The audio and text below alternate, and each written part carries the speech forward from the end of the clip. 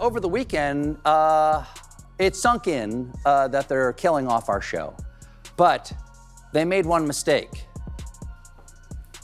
They left me alive. And now for the next 10 months, the gloves are off. I can finally, I can finally speak unvarnished truth to power and say what I really think about Donald Trump, starting right now. I don't care for him. That was the moment Colbert stopped holding back. What came next wasn't just comedy, it was a bombshell about Trump's marriage that sent him into a frenzy. This video is based on public broadcasts and verified reports. Now, let's get into what happened when Colbert turned his spotlight on Trump. Donald Trump posted, "I absolutely love that Colbert got fired. His talent was even less than his ratings."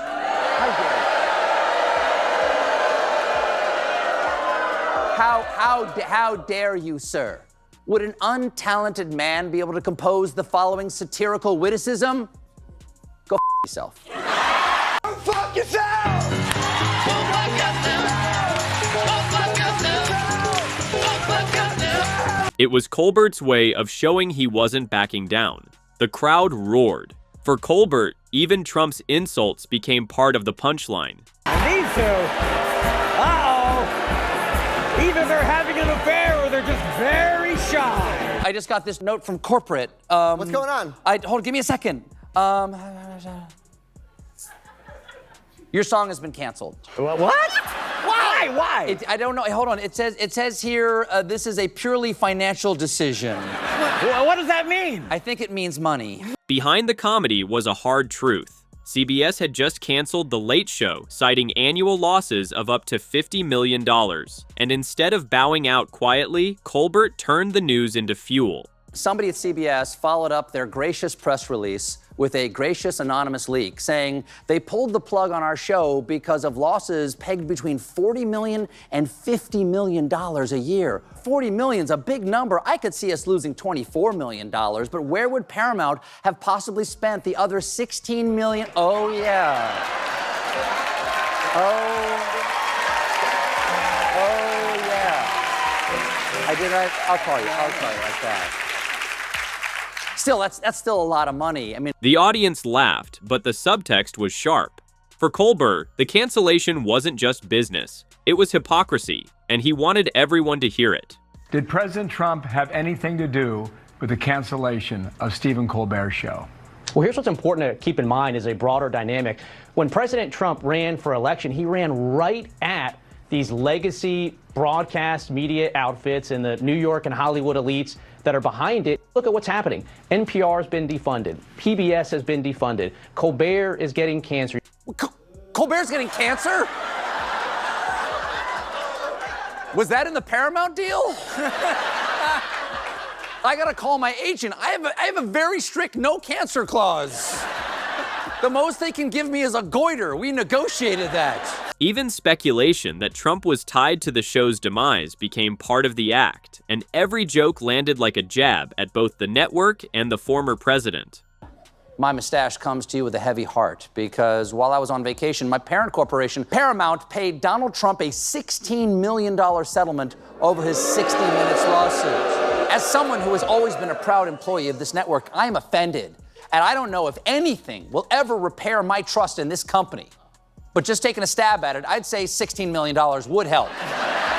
You may take our money, but you will never take our dignity. You may, however, purchase our dignity for the low, low price of $16 million. We need the cash. Now, I believe...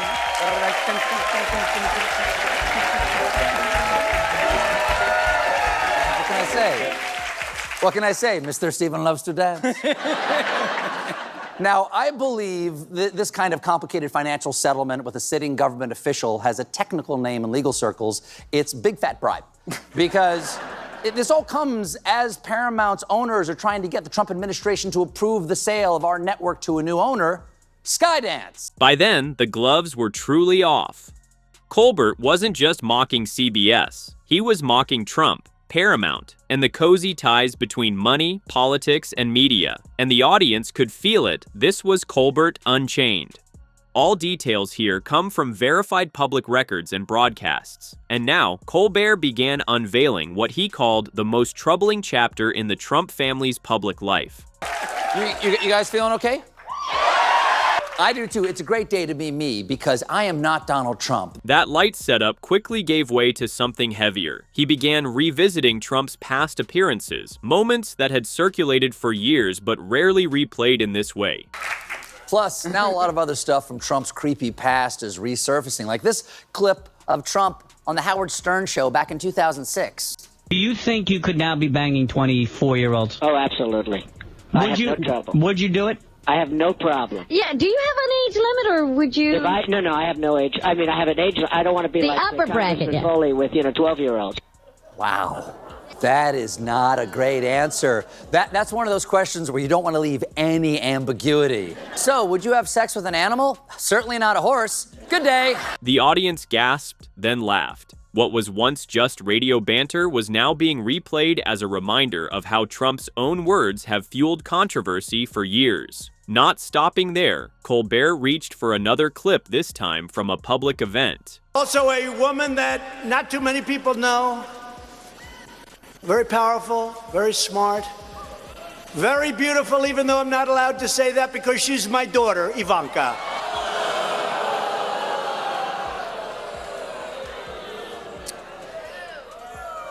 Wow. That's weird. He says he's not allowed to say it, and he knows why he's not allowed to say it, because of all the other creepy ways he has said it. But then he says it anyway. He'd be terrible in a horror movie. Okay, I'm not allowed to say Candyman 5 times in a mirror, but Candyman, Candyman, Candyman, Candyman, Candyman. Oh, hi, Candyman. Hey, looking good. You up for a threesome? Beetlejuice, Beetlejuice, Beetlejuice. Come on, come on. Come on. Take the hook off your hand because we gotta... The laughter was loud, but underneath it was a shared discomfort at how familiar this theme had become. And then came another moment Colbert called out as especially awkward. By far the most awkward moment, and for Trump, that's a pretty high bar, was when he brought up Ivanka. Sometimes they'll say, he can't be that bad a guy. Look at Ivanka. Now, come on up, honey. She's so good. She wanted to make the trip. She said, Dad, can I go with you? She actually said, Daddy, can I go with you? I like that, right? Daddy, can I go with you? I said, yes, you can. Not weird at all. All of Trump's advisors call him Daddy. Sean Spicer was actually the one who started it. You could feel the mix of disbelief and awkward humor, as if people weren't sure whether to clap or stay silent. Colbert let the silence linger just long enough before moving on. What's the favorite thing you have in common with your father? Either real estate or golf. Donald, with your daughter? Well, I was going to say sex, but I can't relate that. Donald Trump has always been proud of his daughter. You know who's one of the great beauties of the world, according to everybody, and I helped create her? Who? Ivanka. My daughter, Ivanka. Yeah. She's 6 feet tall. She's got the best body. Ivanka Trump, most beautiful girl in the world. I would marry her. These types of things, most people, certainly politicians, don't say. For viewers at home, the sequence was even clearer. Clip after clip, comment after comment, the image of Trump as a father figure kept colliding with remarks that sounded anything but ordinary. And just when you think Colbert might be done, this is where the receipts get darker, the stakes get higher, and you'll want to see exactly what Colbert says next. Oh. We don't know if he was doing the creepy crime, but we do have a cover-up.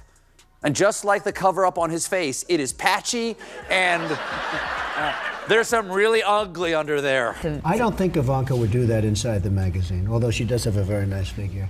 I've said that if Ivanka weren't my daughter, perhaps I'd be dating her. Stop it! Oh, it's so weird. here. Donald, do you ever discuss sex with your daughter? No. You do not? No. You've never sat And I her have down? a feeling we're not going to hear. And another embarrassing video from a 2006 Howard Stern show has surfaced. It shows Trump alongside daughter Ivanka and son Don Jr. joking about being a sexual predator. You know about sexual predators and things like that. I mean, You are one. All right, I was going to say that, but it's true. From radio banter in 2004 and 2006 to a Rolling Stone interview years later, Trump kept circling back to comments about Ivanka's looks, often in ways most fathers would never say out loud. My daughter is beautiful, Ivanka. By the way, your daughter, She's beautiful. can I say this? A piece of Yeah. I have to tell you something. If someone said that my daughter was a hot piece of ass, I would put my fist through his face. The moment those words hit the air, Colbert turned a cringeworthy relic into a live detonation, framing it as evidence of the most unsettling father-daughter dynamic in American politics. If that makes you raise an eyebrow, hit subscribe because the next clip might raise both. He has encouraged it multiple times on Howard Stern's radio show in 2004 and then again in 2006. By the way, your daughter, She's beautiful. can I say this? A piece of ass. Yeah. She looks more voluptuous than ever. She's actually always been very voluptuous. And he was front row when Ivanka took to the catwalk during her short-lived career as a fashion model. Still, Donald Trump repeatedly points out how hot his daughter is, saying last year in a Rolling Stone article, "Yeah, she's really something, and what a beauty, that one. If I weren't happily married, and, you know, her father." And now even Trevor Noah summed it up best with one line about being grateful for an ellipsis, because sometimes not hearing the rest is the only way to keep your lunch. The president went on, I hear Jimmy Kimmel is next. Nope, no, absolutely not, Kimmel. I am the martyr, okay? Okay, there's only room for one on this cross, and I gotta tell you, the view is fantastic from up here. I can see your house. What began as Trump celebrating Colbert's cancellation quickly turned into Colbert firing back, turning Trump's prediction about Jimmy Kimmel into another round of satire. Colbert has no talent. I mean, I could take anybody here. I could go outside on the beautiful streets and pick up a couple of people that do just as well or better. They get higher ratings than he did. He's got no talent. Fallon has no talent. Kimmel has no talent. They're next. They're going to be going. I hear they're going to be going. I don't know, but I would imagine because they get, you know, Colbert has better ratings than Kimmel or Fallon. You know that. Howard Stern, it's a name I haven't heard. The words were sharp, but familiar.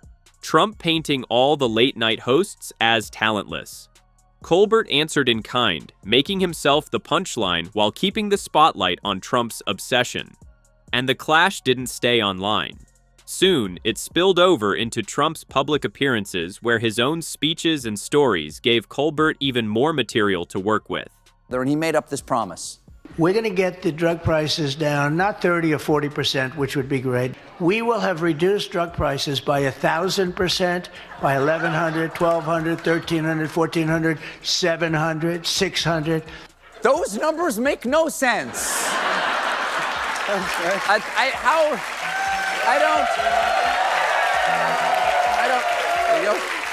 That makes sense. 1,100%, 1,400%, and then suddenly goes back down to 700%? He'd be a terrible auctioneer. Do I hear 100? Now 150. Do I hear 20? How about 2? 16 pi, 1 million. Sold for 0 to a bird that just flew by. Another reason this is completely stupid is that reducing the price by 100% would make the drugs free. Reducing it by 1,000% would make the cost negative dollars. That means pharma companies would have to pay you to take their drugs. The audience laughed, but the confusion was real. Numbers tumbled into nonsense, feeding the impression of a leader ad-libbing without control. From economic claims to foreign trips, Colbert kept using Trump's own words as the setup. If you're wondering why you're feeling a little bit better about America today, it's because Donald Trump is in Scotland. Trump has deep roots in Scotland. His mother was actually born and raised there. So obviously the locals greet him with the same warmth he got from his mom. Good out, nasty little man, baby. Bolt, you nugget. Get take, fascist nonce. Hope your next jobby is a hedgehog. and several using the old Scottish blessing, Trump is a I'm guessing CBS bleeped a couple of those words. If any of them are words. The segment drew laughs, but it also highlighted how even abroad, Trump's presence stirred sharp reactions. We got the most recent jobs report, and it turns out just 73,000 jobs were added last month, and in June, the U.S. added less than 20,000 jobs, meaning Trump just delivered the worst 3 months of job growth since the pandemic. He's taken us back to COVID now. That explains why he's growing sourdough starter around his ankles. Economic figures added another layer. Colbert paired them with humor, but the underlying message was clear. Trump's public appearances were leaving trails of numbers and claims that critics could easily dismantle. There for trade talks with the European Union, but as always, he focused a wee bit on stuffing his kilt with cash like ground-up organ meat in a sheep's bladder. It's a delicacy. You see, because he's also there for the opening of a new golf course bearing his name. Truly presidential. By then, the rhythm was set. Trump lashed out online. Colbert answered back on stage. And together, their back and forth blurred into a mix of political theater and late-night comedy, with an audience laughing even as the stakes grew. Restrained by network caution, used his final months to hold Trump up to the spotlight with clips and commentary that blurred the line between late-night comedy and political reckoning. From marriage secrets to rooftop press conferences, the point was the same. Once these moments are public, they can't be unseen, and laughter becomes the sharpest way of asking why we treat them as normal at all. This video features commentary based on publicly aired segments from Stephen Colbert and media coverage surrounding Donald Trump and his marriage. References to reactions are drawn from verified public appearances and reporting. No private information or speculative claims are presented. This content fully adheres to YouTube's community guidelines and fair use policy, and is intended for public commentary, media critique, and political analysis. If this gave you insight or something to reflect on, feel free to subscribe for more. Thanks for watching.